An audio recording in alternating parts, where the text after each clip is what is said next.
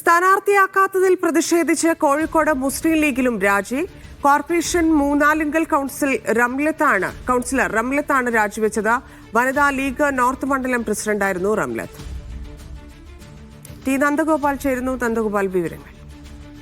ഇന്നാണ് റംലത്ത് രാജിവെച്ചത്. കഴിഞ്ഞ ദിവസം തന്നെ സ്ഥാനാർത്ഥികളെ ലീഗ് പ്രഖ്യാപിച്ചിട്ടുണ്ടായിരുന്നു. മൂന്നാലിങ്കൽ എന്ന് പറയുന്നത് ലീഗിനെ സംബന്ധിച്ച് അവരുടെ ഒരു ശക്തി കേന്ദ്രമാണ്. എപ്പോഴും ലീഗിന് അവിടെ വിജയ സാധ്യതയുള്ള ഒരു പ്രദേശമാണ്. അവിടെ മറ്റൊരു സ്ഥാനാർത്ഥിയെയാണ് ഇത്തവണ ലീഗ് പരീക്ഷിക്കുന്നത്. ആ സമയത്താണ് റംലത്ത് ഇത്തരത്തിൽ രാജി വെച്ചിരിക്കുന്നത്.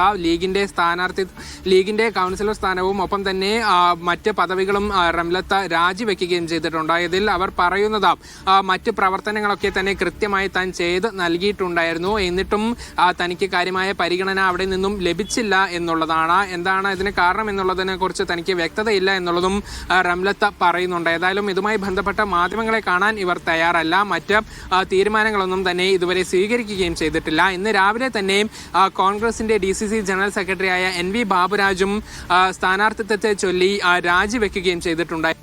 UDFൽ ഇങ്ങനെ 2 രാജിയാണ് ഇന്നിപ്പോൾ ഉണ്ടായിട്ടുള്ളത്. ഏതായാലും ഇതുമായി ബന്ധപ്പെട്ട നേതൃത്വം മറ്റ് പ്രതികരണങ്ങളൊന്നും തന്നെ നൽകിയിട്ടില്ല.